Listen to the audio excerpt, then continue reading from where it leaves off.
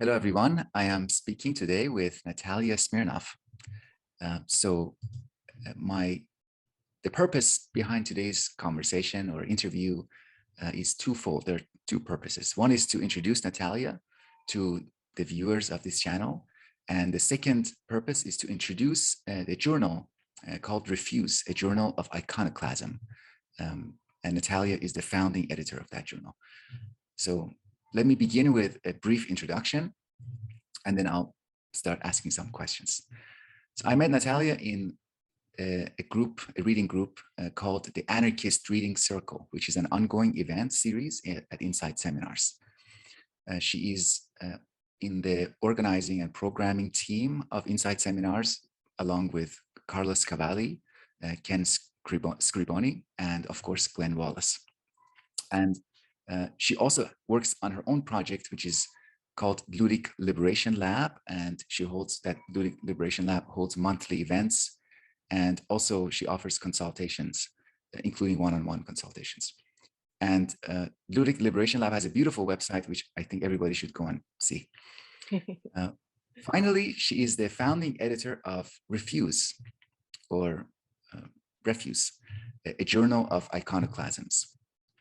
And I encourage everyone to check out the first issue, which is already online, and also consider writing something if you're interested in writing something for the second issue.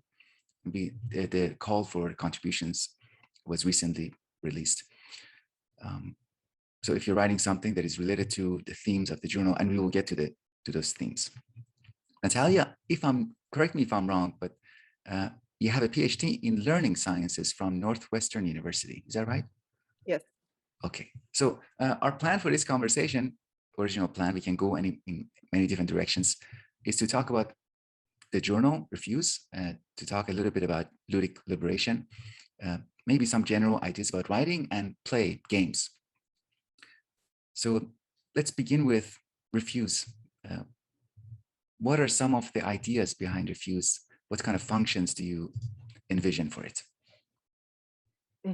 Yeah, so refuse/refuse. I think I really enjoy the multiple meanings the word holds and invites.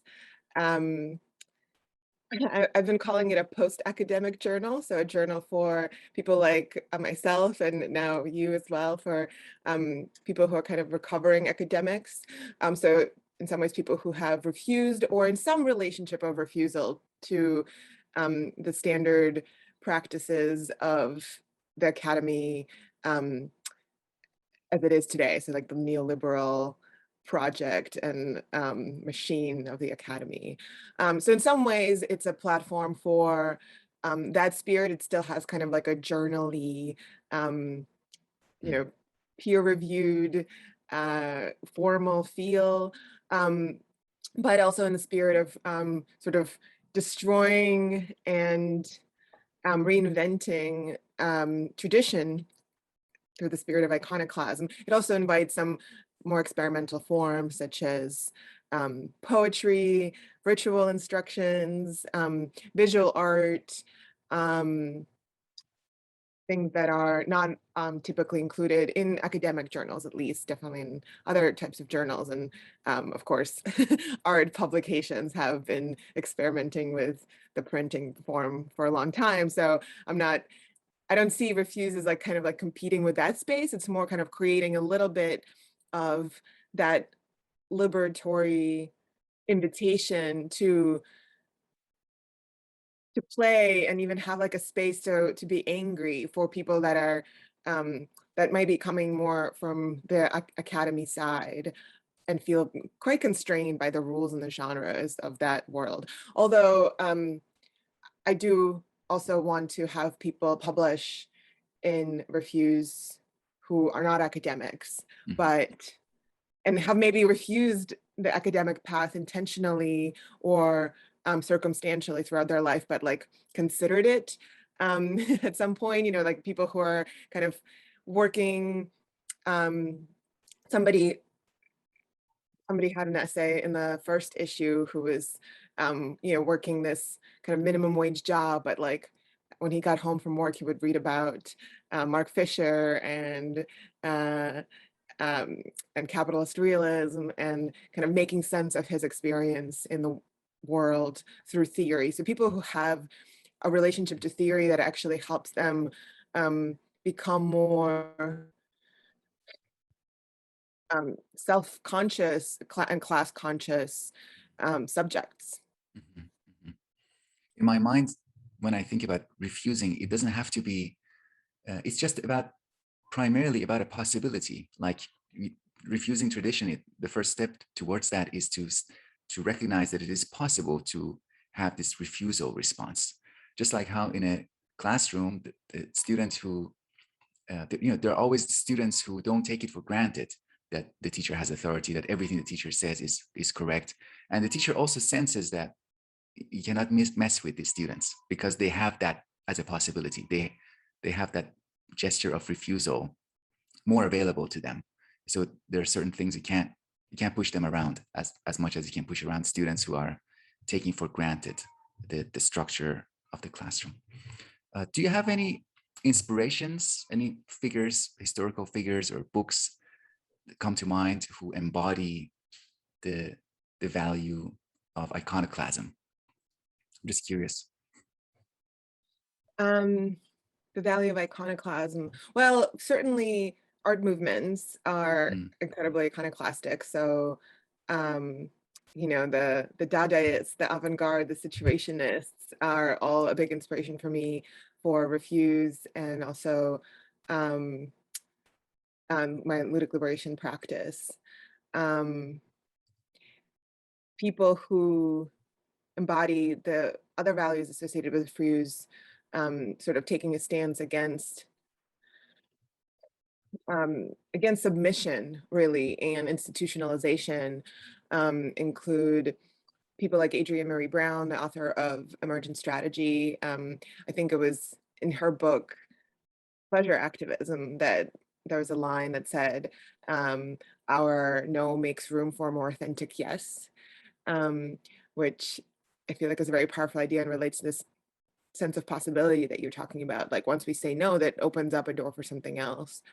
I also think of the poet and activist and writer Audre Lorde, and her very, very powerful essay, The Erotic is Power, where she talks about connecting to the source of uh, desire that has been suppressed, especially in women identified people, and how that could also release feelings of anger and refusal towards the world.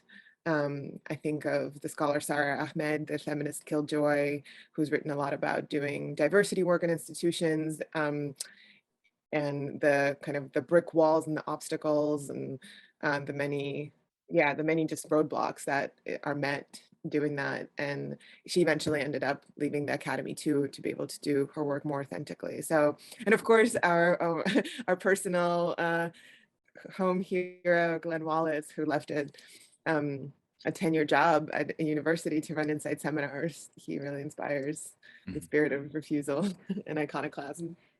Right, right. Inspires and embodies. It is. It's not enough to talk. I'm really getting more and more convinced that we have to start with the way we live. It's not just about the ideas we talk about. It starts with life. It starts with the decisions that we make, where to work, uh, choosing. Part of that decision is choosing the people that we are working around, and that kind of like you breathe in those people, you breathe in the atmosphere of your workplace, and then you can't. Uh, I couldn't personally. I couldn't like think about critical theory and critique and praxis and while ignoring my atmosphere and say, "Oh, this is just like a necessary evil. I'll just do my work. This is just enabling me to think about these things." So that I couldn't live with that contradiction. I had to pursue and find a more livable contradiction. Speaking of which, the upcoming event in Insight Seminars is a Todd McGowan discussing Hegel. I think it is based on his recent book, Emancipation After Hegel. Okay, what do you see as some of the similarities and differences between uh, these ideas and refuse and then ludic liberation? your Ludic Liberation Lab project? Yeah, that's such an interesting question. There's definitely some similarity in this, like in the playing and embracing and exploring the spirit of um, refusal and reversal. So I'm really interested in reversal of our beliefs, like in the way that I play with ludic liberation, which is, just to quickly introduce that, as a Mhm. I see it as a practice of personal and collective play aimed at revealing and releasing our internalized limitations, which allows us to then also revise the rules of our existential gameplay. Um, I've been learning a lot about different kind of like therapeutic modalities and realizing how much they have similarities. So like some people might be more familiar with something like dialectical behavioral therapy or existential psychotherapy. And I think that those things have resonances with my modes that that are really about often like taking a belief we hold and then playing with like breaking it up, turning it around, holding the completely opposite belief and being like, what would that do for me? So I think that Refuse the Journal does that with sort of the idea of a journal. Like, what if we made a journal that was all about saying no, rather than kind of confirming and reaffirming previous traditions of scholarship, and doing this due diligence and citing um, uh, and performing a particular kind of academic discourse, but yet still held some similarities of genre and form, so that it wasn't a completely you know chaotic mess, but was kind of contained. So I think that in that sense there are similarities. I do feel like um, the journal and then being of the editor for it is kind of using a different part of my brain and commitment to creating something polished and formal and a little bit more serious, um, than ludic liberation, which is genuinely intends to like blow some things up Mhm. um, in myself and people who choose to play. And I actually kind of do them under different names.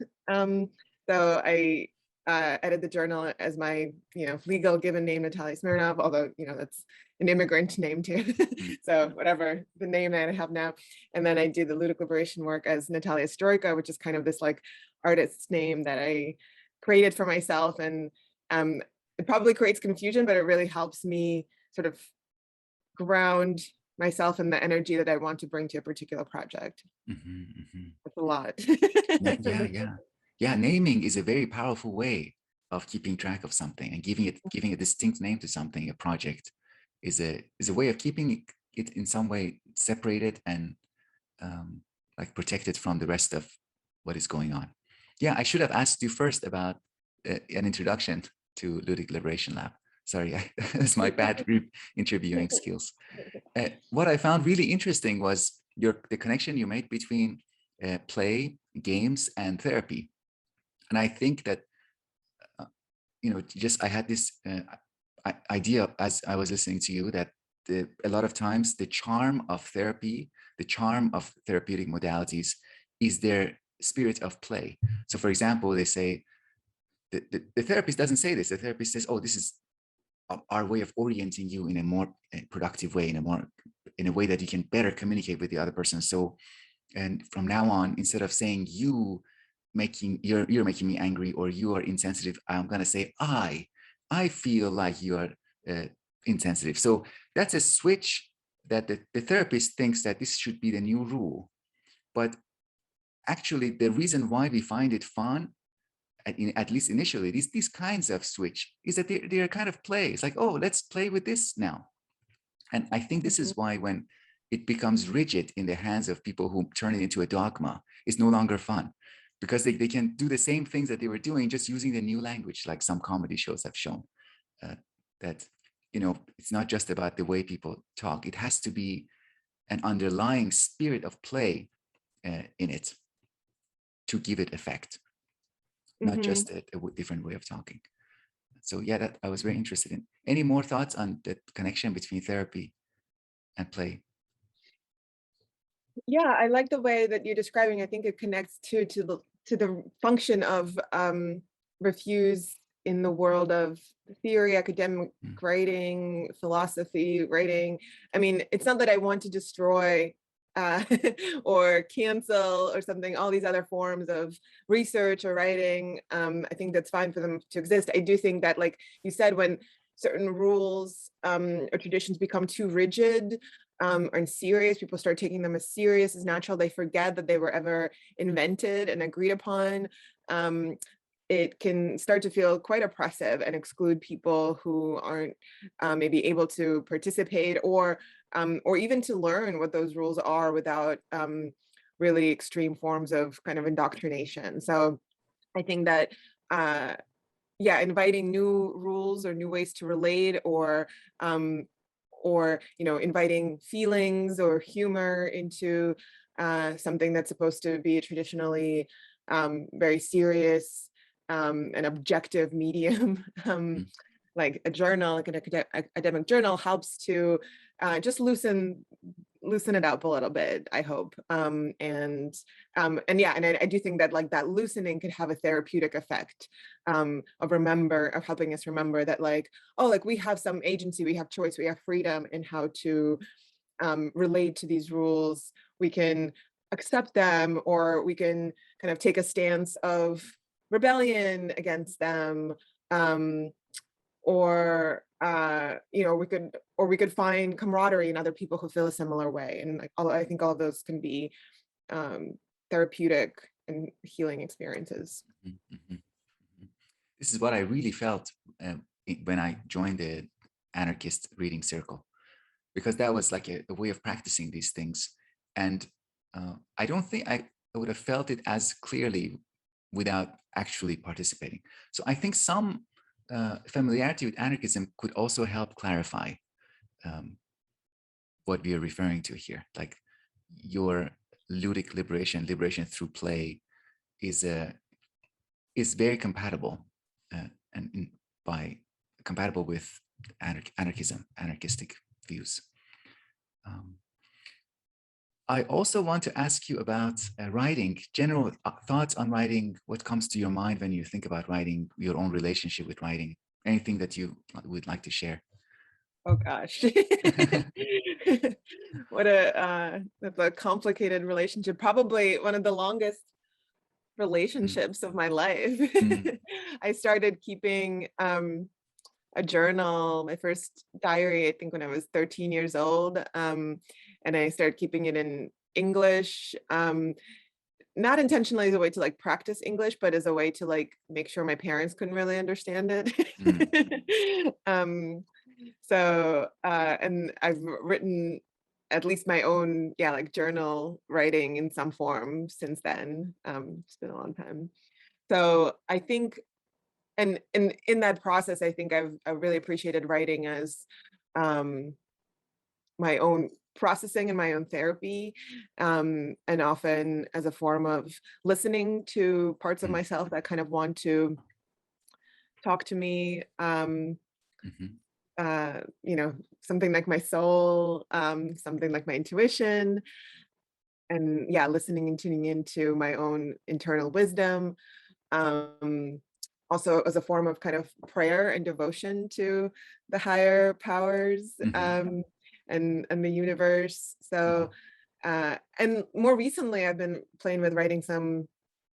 I mean, I guess in terms of, like, writing essays and arguments, writing is incredibly helpful for showing me what I think, and for kind of getting into a dialogue with an idea, and uh, allowing me to articulate what it is that I think. And I enjoy writing because it surprises me. I'm like, oh, this is what I think. I didn't know mhm, that before I started. So I rarely sit down and I know exactly what I'm going to say. I might have, like, a start of a sentence, or kind of like, yeah, just kind of like a mood or a kind of a feeling or an inspiration. And then it's the act of writing that actually reveals what wants to come to the page. And then more recently, I've been writing some fiction, and that's very different because it really is about imagining worlds and relationships that don't yet exist, but often will often then show up in the real world in ways that are kind of unexpected and in kind of like a, yeah, I guess prophetic ways. So Mm. yeah, so writing, I feel like sometimes I imagine myself as like a homeless person. This is like one of the ways I play with myself. You know, you're supposed to imagine yourself as like in the future as more successful and, you know, loved and famous by everybody. But like I like to imagine myself as like a homeless person that everybody forgot about. And I find that image kind of liberating. Mm. um, but even in that image, I still imagine myself like writing all the time on like little napkins or something like that, or Mhm. you know, like found pieces of paper and feeling like I'll never be fully lonely if I have this relationship with writing. I guess if I lost my ability to write, which I know some people do due to brain injury, that would be quite Sure, sure, sure. different. That's amazing. I think that indicates, it reveals something very important, that the writing is not just a relationship between the writer and the object of writing, or we are not just in a relationship when we are writing with that thing that we are writing. There's also a relationship between the writer and the rest of the world. So here's a funny example. I've never talked about this before, at least not on my YouTube channel. But I also started having a diary when I was 9 years old, and Wow. it became quickly a habit until maybe around 10, 11. My father discovered that my diary entries are quite funny, so he used to read them. He started reading them and laughing a lot. Uh, and then one time, and this was a kind of like a very upsetting experience for me. One time he asked me to bring my diary so he could read it in front of other people. And after going through that, I stopped writing. I stopped writing for maybe 5, 6 years. So because it was a relationship between the diarist, the person who's writing, and it's like, what kind of world is it that I'm writing in? If it is this kind of world, I'm not going to write. And I think a lot of people go through an experience like that with a teacher or with a parent or with somebody, some authority who imposes some kind of standard or dictates a kind of relationship. Like now you're an entertainer in our family. You're like, you are somebody who I can show your diaries to my friends and have a good time. And I said, no, I don't want to write in that world.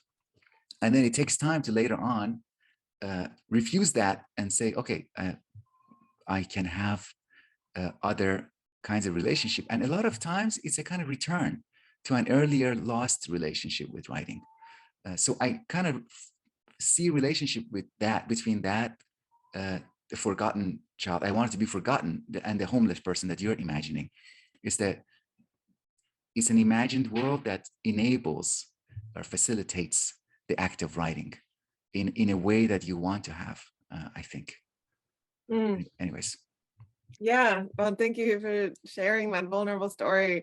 Just to empathize with you, my older brother, who, you know, taunted me in the ways that siblings do, would read my journals and and then he would write me notes and Oh, nice. as if from like as if from my, you know, my own perspective, like right, like, you know, like add like I'm a fat idiot or Oh, something like wow, that. wow. So using And I, the first person, the first yeah, yeah, person's yeah. name. But I mean, I Wow. knew it was him because I recognized Of his course. handwriting. But I was like, oh, not only did you read my, you know, violate my privacy and read my diary, but you also then added a mean, critical comment from my, you know, from my voice. So, That's and when terrible. I know when I complained to my parents about it, my dad said, he's like, oh, that's fine. You'll just write another one. Wow. Wow. So yeah, it's really hard to have um privacy as a child, and often even as an adult. You know, it's really Mhm. hard to have privacy. And as you were talking about, yeah, like having cultivating that space and maybe returning and trusting to a practice of writing that you know will be safe. um Mhm. and thinking about the forgotten homeless person, like I also thought about like child play. Like, I really think there's a lot of wisdom in the kind of play we did when we were small children and play by ourselves, when kind of like everyone left us alone and they were like, oh, okay, they're just like playing with blocks or dolls or whatever.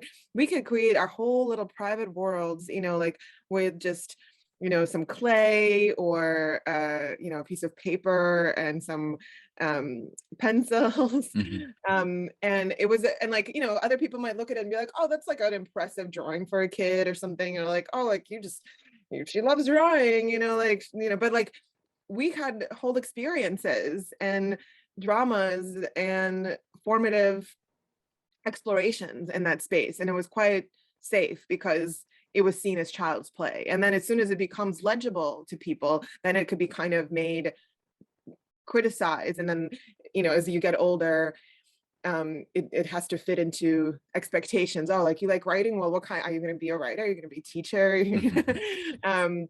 So yeah, I think as is with like the sense of safety in child's play, uh, I think that like Refuse the journal and writing as a practice, and other kinds of like space, and the anarchist reading circle that we both participated in, it's a space to think freely. That's like a concept a mentor of mine from Northwestern shared, having a space to think freely, and the importance of that, even in institutions that might feel kind of alienating and unfriendly. And I think everybody has the power to create that space for themselves, whether it's in their private journal or in a small community of like comrades. Mhm. um, and, you know, I think by creating like things like Ludic Liberation Lab and Refuse and Insight seminars, it's kind of like inviting people that might not have those spaces in their institutional or work or academic lives, um, to a space that is like that exists. Mhm. Mhm. You talked about privacy and the importance of privacy for being free and safe. The problem is that when we become adults, we have internalized those voices that don't give us privacy. So we have lost, uh, many of us, maybe most of us, have lost our inner privacy, which is why having outlets like Refuse or Ludic Liberation Lab is useful to, because they are, become agents to that come in and kind of try to clean up and enable inner privacy. So I think that's good. I also wanted to maybe end with just going through those 7 themes for the second issue of Refuse. Do you have them in front of you? Maybe we can read one each. So these are the things that we are ourselves preoccupied with, and maybe for potential authors who are interested in contributing, these are some of the things that they can write about. So the first one is refusing to go back to quote unquote normal, pre-quarantine world. So this is the idea of like what we had before isn't necessarily something we should be content with. And going back to that, we should still be critical of the things, the problems of that old world. It shouldn't just be unconditional good news, like we are going back to normal, yay. Go back, but you know, with the taking the spirit of critique. Mhm. Another theme is refusing the rational and opening up to the mystical. Yeah, Um, that's big. yeah, I think a lot of people are across different, you know, affiliations and inclinations are seem to be having some version of this experience, like a kind of a spiritual awakening, or some kind of like um, some developing some sort of relationship to magic. And I think that the quarantine lockdown actually helped people go into a bit of a private space and potentially explore their inner worlds. But it's really hard to talk about because especially people who have been trained in the academy, or who have like spent a lot of time and done a lot of work and liberating themselves from like an earlier oppressive religious upbringing, are really struggle to talk about, especially openly, um, about the sense of the mystical and mysterious and spiritual, because it rubs up against their kind of previous skeptical, atheist, rational identity. And there's a lot of course, risk and kind of magical thinking today, when there's a lot of political polarization and conspiracy theories, and you kind of want to be like, you might want to be in the right camp, of people who think the correct thing. So, but I think it's so crucial to our experience of life and being human. Is that the channel, the point of your channel is what, the Sure. human experience? Yeah. What is our relationship to the mystery of life and nature and the world? Like, we could have all the science in the world to explain what's going on, but at the end of the day, there's still this like grand mystery, and it's beautiful and important to kind of to swim in that. And how do we do that, especially as people who have been so trained to think rationally? So I think that there's like a really beautiful opportunity to share some of those experiences of kind of like spiritual awakening, if people dare and feel a little bit safe. We want to say this is a platform for something like this. Great. Next is refusing dominant dating, family, and life-making narratives. So this is the idea that there are dominant or quote-unquote correct narratives for conducting ourselves in relation to our significant others. So in dating, there's a dominant or correct way. There are norms for dating, norms for having a family. And this is kind of is revealed to us when people ask questions like, oh, what's going on with your relationship? Did you have you taken it to the next level? Or there's a next level. And if you say, that's it, we are where we are. We don't want that story that you are living in. So something like that. Our dominant narratives kind of are usually revealed through peer pressure, through these kind of questions like, are you going to have kids? When are you going to have kids? Like, this is the question that my wife and I get occasionally. Like, we're not having kids. So yeah, go ahead. Yeah, also refusing work, or potentially the work of doing refusal, in the sense of the Sarah Ahmed, their diversity work or the institutional work. But yeah, in the anarchist reading circle at Inside Seminars, we've read a lot of autonomist theorists and kind of the work refusal. And it's something that we question about our own relationship. I think work has definitely become the religion in our sort of postmodern secular neoliberal time, that the requirement to be productive and do more and to deeply identify yourself with your work role or profession.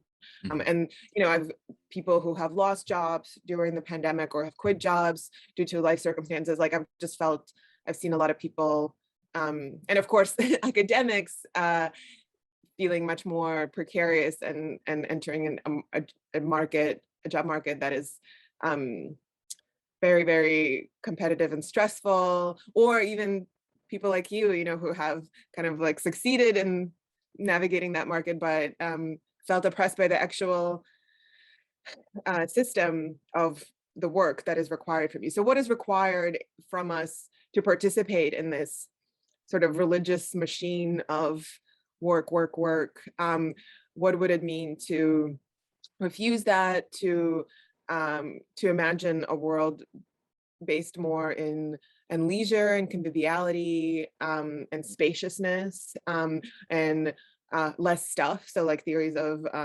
degrowth might play in here, Ivan Illich's ideas of conviviality, and just personal tales of work refusal or work resistance, even in ways that we do participate in work structure, like stealing time from your work. I think all of those are really important to explore and share with each other, because it could feel like everyone is working and doing more and saving for retirement. And it becomes kind of like, and it literally invades our private time, right? Because it's like the notifications come on my phone anyway, and it's like, are you saving enough for retirement? Like, here's like the best job growth industries. And it's kind of like, I'm realizing it's kind of like my brother writing in my diary, it's like, I don't want to have this thought right now. Why are you putting this thought in my head? So how can refusing work be helpful or therapeutic or consciousness raising for us? Mhm, mhm. Next one is refusing established systems of accreditation, recognition, and permission. So systems like the systems that permit us to have therapeutic relationships with each other, or systems that permit us to become teachers and teach other people and be recognized and have these kinds of formal status. Um, for example, now that I'm out of academia, out of a university, I have to call myself an independent scholar, even though I am not independent. I'm so dependent. I'm dependent on you, Natalia, and other people, my friends, people who inspire me, people who, uh, you know, I kind of keep track and check my ideas with, and the contact, the human contact. And another term is unaffiliated. I'm now unaffiliated. So this means that the words dependence and independence, affiliated and affiliated are captured. They're only supposed to be used in relation to, from this uh, point of view of the institutions, like this institution-centered use of affiliation and dependence and independence. Even though I am, like, the reason why I left is because I am dependent. I want to claim my dependence and my affiliations and have agency over them. So that's the systems of accreditation don't want us to have this kind of personal relationship with. We're not allowed to permit ourselves to do certain things. They permit us. Anyways. Yeah. Yeah, you realize that being affiliated, being in an institution is the default way of being a scholar today, rather than the scholar is like a self-initiated identity, Mm-hmm. which is kind of like, yeah, a more anarchist approach. So it's like you don't need Mm-hmm. um, you don't need to be permanently associated with an institution in order to be a scholar and a thinker and a philosopher Mm-hmm. and a researcher. Yeah. Mm-hmm. Okay, the next one is, this is a great list I'm appreciating. I agree. Ways that refusal creates an exigency for recovery of self, soul, sanity, and what is entailed in that process. So yeah, it's kind of connected to the work of refusal, or to the opening up of the mystical. But in the quote I said earlier, which is like, our no creates the possibility of a more authentic yes. So when we do say no to something, which could be terrifying, right? Like to leave academia when so much of your identity has been and material survival has been dependent of it. What does that force you? Pretty much, yeah, like force you or motivate you to do about yourself, your soul, how you make sense of your life story now, and just how much work and play and exploration and um, and healing is entailed in that process. So stories of that, or supports for that, this is why we kind of invite also some um, maybe a little like kind of magical things. Like I really want people to submit rituals and ritual instructions that could be supportive of this, of grieving, of giving things up, of purging, Mhm. which is our forms of refusal, and how those things could support people going through the process of refusal or letting something go to recover a deeper sense of self, or an evolved kind of version of self for the next chapter. Mhm. Mhm. And finally, we have refusing to pin down, to judge, and to interpret ourselves and others in a spirit of faithfulness to the fullness of reality. And the fact that reality always overspills our, spills over our, our, our grasp, our conceptual grasp. So whatever categories and concepts we apply to a person and to ourselves, there's always more that is left out. That's it. Those are the 7 themes. I hope that we get more contributions. And if you if you ever decide to start your own YouTube channel or your own podcast, in retrospect, I will include a link to that in the descriptions. But for now, I will just leave links to Ludic Liberation Lab, Insight Seminars, and Refuse, the journal. Thank you so much, Natalia. I hope that we have future conversations. And any final words No, for this thank you time? so much. It's always such a pleasure to talk to you Pleasure is in mine. private and in more than private. Right.